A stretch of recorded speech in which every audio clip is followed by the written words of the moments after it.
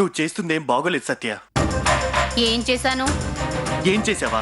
అన్ని నగలు ఎక్కడి నుంచి వచ్చాయని నా ఇంట్లో అడిగితే ప్రశ్నలు వేయద్దని నా నోరు నొక్కేశావు. కానీ ఇప్పుడు బయట పడిపోయిందిగా.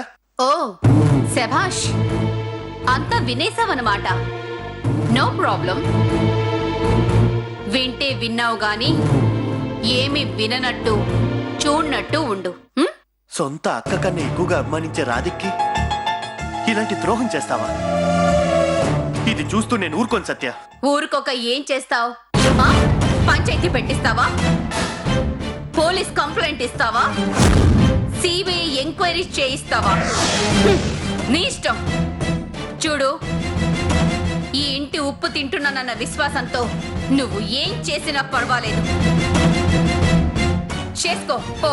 చెయ్యాల్సిందంతా నువ్వు చేస్తూ పోతే ఇంక నేను మంచి కోరినా మిగిలేదేముంటుంది? రాధికి కష్టాలు తప్ప. అబ్బచ్చా, దాని మీద నాకు లేని జాలి నీకేంటి? నేను కన్న కలల్ని అది నాశనం చేసింది. అది కనే కలల్ని నేను నాశనం చెయ్యాలి. టికెట్ కొనుక్కొని సినిమా చూసినట్టు అలాగే చూస్తూ కూర్చో. అంతేగాని ఆట మధ్యలోకి రాకు. నాకొక కన్ను పోయినా పర్వాలేదు, దానికి 2 కళ్ళు పోవాలి. సత్య, కరెక్ట్గా సత్య. ఆ దేవుడు కూడా నన్ను ఆపలేడు. నేననుకున్నది జరిగి తీరాలి. జరిగి తీరుతుంది.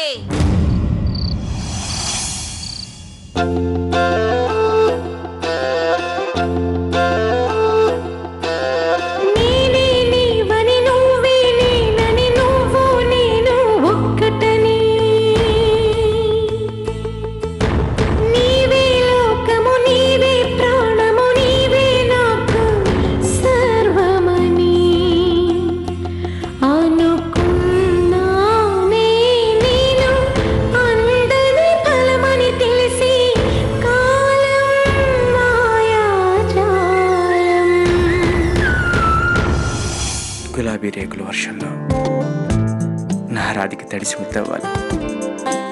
ముద్ద మందారంలా విచ్చుకున్న ఈ ముఖం వచ్చేసి నేను చూడాలి.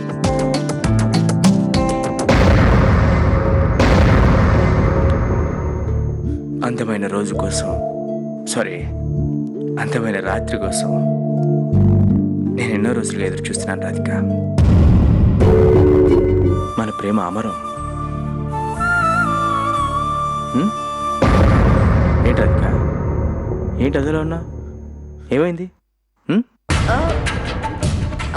అబ్బాయి అదేం లేదండి. మన ప్రేమ మీద నమ్మకంతో భయాన్ని పక్కన పెట్టే రాధిక. నాకేం కాదు, నువ్వు హ్యాపీగా ఉండు. హ్యాపీగా ఉండు రాధిక. Be happy.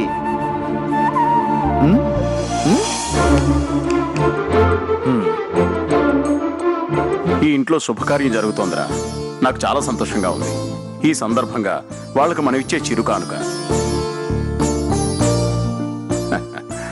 వెళ్ళిచ్చిరా పో. సరే నాన్న, ఇప్పుడే వెళ్ళొస్తా.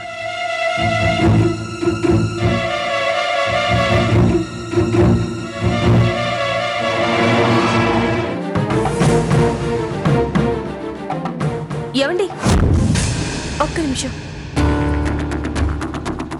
ఇప్పుడే వెళ్ళాలా? ఏ రాధిక, ఎందుకు అలా అడుగుతున్నావు?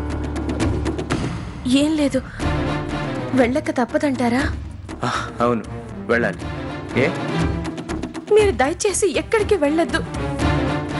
కావాలంటే ఈ పని రేపు పొద్దున్నే చెయ్యండి. అదేంటి రాధిక? ఏ అంటే ఏం లేదు, మీరు వెళ్ళకూడదు అంతే. రాధిక, ఎందుకంత టెన్షన్ పడుతున్నావు? లేదండి, నా మనసుకేదో కేడు శంకిస్తుంది. నువ్వు అనవసరంగా కంగారు పడుతున్నావేమో కానీ నాకు అలాంటిది ఏం జరగదు. ఓకే, వద్దండి, మీరు వెళ్ళొద్దండి.